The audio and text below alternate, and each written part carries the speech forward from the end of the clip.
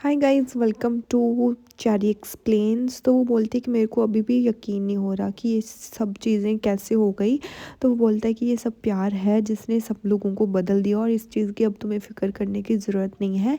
प्यार के आगे तो बड़े बड़े घुटने टेक देते हैं, तो ये चीज़ ही क्या है। तो मरजान ना ऐसे स्माइल करने लग जाती है इतनी बातें सुनकर। भाई मेरे को नहीं लगता, आप लोगों को क्या लगता है कि असली की मॉम ने ये सब क्यों किया होगा। मेरे को ऐसे लगता है कि शायद उसका ना कोई बहुत तगड़े वाला प्लान है, क्योंकि अभी जो हमने वो सीन देखा था ना कि आतिश वाला, तो वो इनकी वेडिंग डे वाला सीन है। तो अब देखो क्या होता है। फिर उसके बाद ना मतलब मरजान उसको बोलती है कि अगर कोई आगे प्रॉब्लम आती है या फिर वो हमें कुछ कहते हैं तो फिर हम क्या कहेंगे। तो वो बोलते हैं कि मैंने उनको ऑलरेडी बता दिया है कि तुम मेरी रेड लाइन हो, तो वो ऐसा कुछ भी नहीं करेंगे, तो तुम्हें किसी भी चीज़ की फ़िक्र करने की बिल्कुल भी ज़रूरत नहीं है। तुम इस चीज़ से अब बिल्कुल फ्री हो जाओ कि तुम्हें कुछ भी प्रॉब्लम आएगी आगे जाकर। तो मिर्ज़ान बोलती है कि हाँ मैं मतलब मैं ये नहीं कहना चाहती, बट स्टिल उनको मनाना बहुत ज़्यादा डिफ़िकल्ट था और मुझे नहीं पता कि वो कैसे इस चीज़ के लिए रिएक्ट करेंगी। बट स्टिल मुझे ऐसे लग रहा है कि उन्होंने अभी अपने दिल से मुझे एक्सेप्ट नहीं किया है। पता नहीं मुझे ये चीज़ क्यों लग रही है, और मुझे ऐसे लग रहा है कि मतलब मैं श्योर नहीं हूँ कि उन्होंने अपने दिल से मुझे एक्सेप्ट कर लिया। तो इतना सुनते ही ना मतलब आतिश उसकी तरफ देखने लगता है और बोलता है कि नहीं, उनको ना तुम्हें एक्सेप्ट करना ही पड़ना था। आज नहीं तो कल उनको एक्सेप्ट करना ही पड़ेगा, क्योंकि मैं तुम्हारे साथ रहना चाहता हूँ और वो मेरे साथ। तो अब मुझे लगता है कि उनको तो मानना ही पड़ेगा, पर हम उनको भी दोष नहीं दे सकते, क्योंकि मेरी मदर ने ना बहुत ज़्यादा सफ़र किया है। तो मरजान नीचे देखने लग जाती है, तो वो उसको बोलता है कि और इसमें मरजान तुम्हारी कोई भी गलती नहीं है। समझ में आई। फिर ना आतिश कहता है कि इसके अलावा जो तुमने असली को माफ़ कर दिया ना, वो तुमने उनके लिए बहुत बड़ा काम कर दिया है।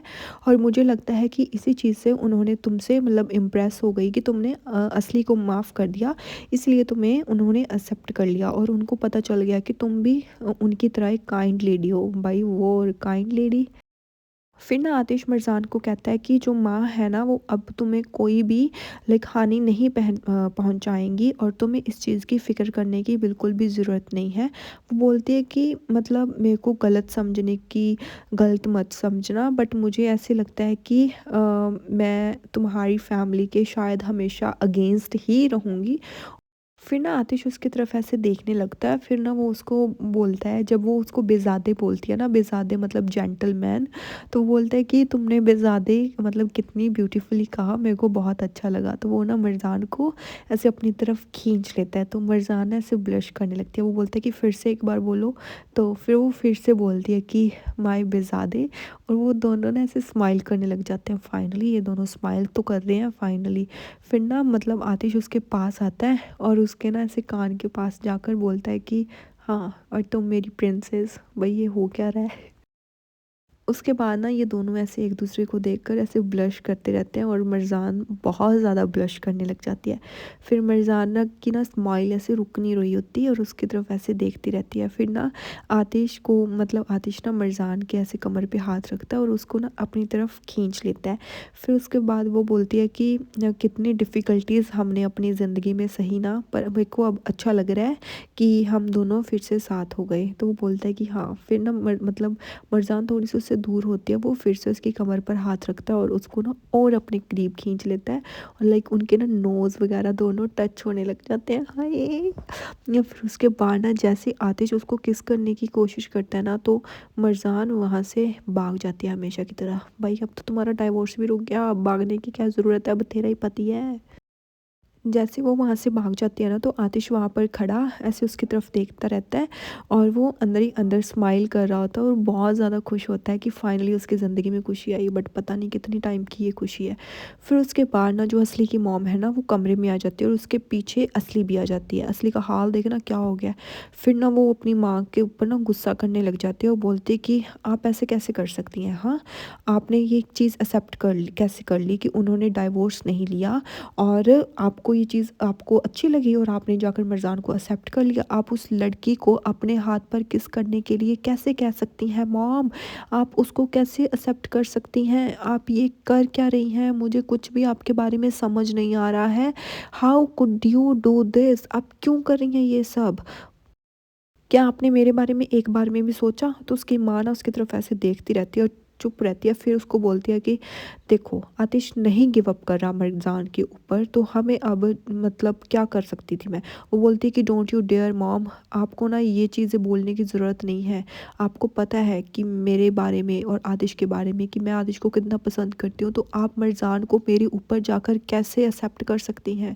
ये चीज़ आपको अच्छी मतलब शोभा नहीं देती। फिर उसको ऐसे लगता है कि उसकी माँ का कोई प्लान है। भाई प्लान तो 100% है। फिर ना वो उसके पास जाती है कि आप कुछ प्लान कर रही हैं ना, मतलब मरजान के खिलाफ कोई बात है ना। तो वो मरजान को ऐसे मतलब करने वाली है ना कोई प्लान उसके खिलाफ आप। तो वो उसका हाथ पकड़ती है और उसके ना उम्मीद से उसकी तरफ देखती है। वो बोलते हैं कि आपने सिर्फ एक्टिंग की ना उस लड़की को एक्सेप्ट करने की, आपका कोई और प्लान है ना उस लड़की को यहाँ से निकालने का या कुछ भी। तो वो बोलती नहीं है कुछ भी। तो मतलब ना असली उसकी तरफ ना से उम्मीदों से देखती रहती है और स्माइल करती रहती है कि कुछ ना कुछ तो गड़बड़ है। फिर ना असली अपनी माँ को कहती है कि मुझे पता है कि आप कुछ ना कुछ तो करने वाली हैं, आप ऐसे तो उसको नहीं जीने देंगी। मुझे पता है कि आप उसको इतनी ईज़िली एक्सेप्ट नहीं कर सकती। तो उसकी माँ ना अपना हाथ उससे थोड़ा दूर हटा लेती है और असली ऐसे शॉक हो जाती है और उसकी माँ का हाथ वो देखने लगती है। तो उसकी माँ जब उसकी तरफ देखती है ना, भई असली को बहुत ज़्यादा गुस्सा आ रहा होता है। वो बोलती है कि कैसे? हाँ, कैसे?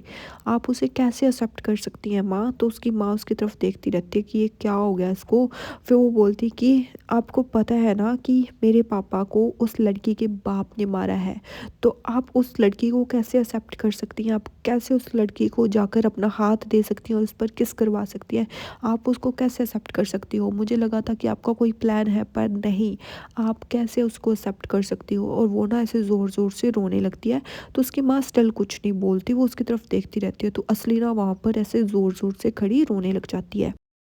फिर ना वो उसको चुप करवाने की कोशिश करती है असली। वो बोलती है कि माँ आप क्यों नहीं समझ रही हो? फिर वो बोलती है कि असली मेरी बात को समझने की कोशिश करो कि तुम कभी भी फ़ोर्सफुली आतिश को अपना नहीं बना सकती। तो वो ना मतलब असली ऐसे ज़ोर से बोलती है कि माँ चुप हो जाइए। हमने ऑलरेडी आतिश को खो दिया है, अब और क्या खोऊँगी मैं? पर मतलब आतिश को मैं मरजान का कभी नहीं होने दूँगी। आपने देखा नहीं क्या नीचे उसने क्या किया? हाँ, वो उस लड़की से डाइवोर्स नहीं लेगा। वो बोल रहा है कि वो उस लड़की से डाइवोर्स नहीं लेना चाहता और आपने इवन तो उसको जाकर एक्सेप्ट कर लिया। वो लड़की आतिश को अपनी उँगलियों पर नचा रही है और आपको लग रहा है कि और आतिश को लग रहा है कि वो बहुत इनोसेंट है, पर नहीं, मैं खुद उसको अपनी आँखों से देख सकती हूँ कि वो इनोसेंट लड़की नहीं है। तू क्या है फिर? पागल लड़की। फिर ना वो वहाँ पर ऐसे ना बैठ जाती है और ज़ोर-ज़ोर से ऐसे रोने लगती है। तो उसकी माँ भी उसके पास बैठ जाती है और उसको चुप करवाने लगती है। तो फिर ना वो फाइनली उसे बोलती है कि अब चुप हो जा असली, बहुत हो गया। अब तुम्हें ना चुप हो जाना चाहिए और तुम्हें ना इस चीज़ को एक्सेप्ट कर लेना चाहिए कि आतिश तुम्हारा नहीं है और तुम क्या इसमें अपना लक अपनाना चाहती हो, हाँ? और ये जो तुम्हारा पैशन है ना आतिश के लिए, इस चीज़ को ना अब तुम्हें छोड़ देना चाहिए। इतना सुनते ही असली उसकी तरफ ऐसे गुस्से में देखती है। तो वो बोलती है कि तुम किसी को फ़ोर्सफुली अपने आप से प्यार नहीं करवा सकती। असली इस चीज़ को तुम जितनी जल्दी हो सके समझ लो। तो असली ना रोने लगती है। वो बोलती है कि आतिश अब तुम्हें यहाँ पर और नहीं चाहता। तो वो ऐसे देखने लगती है कि वो बोलती है क्या मतलब? वो बोलती है कि आतिश चाहता है कि तुम ये मेंशन जल्द से जल्द छोड़ दो और यहाँ से हमेशा के लिए चली जाओ, ताकि तुम उसके सामने भी ना हो। इतना सुनते ही भई असली के तो हवाइयाँ उड़ जाती है कि आतिश ऐसा कैसे कर सकता है? तो उसकी माँ बोलती है कि अब तुम्हें ये करना ही होगा, अब तुम्हें यहाँ से जाना ही होगा, मैं तुम्हारे लिए कुछ ना कुछ प्लान कर लूँगी। इतना सुनते ही ना असली कुछ भी नहीं बोलती और बिना बोले वहाँ से चली जाती है और उसकी माँ वहीं पर बैठी रह जाती है और यहीं पर ये एपिसोड का पार्ट भी एंड हो जाता है। Bye bye.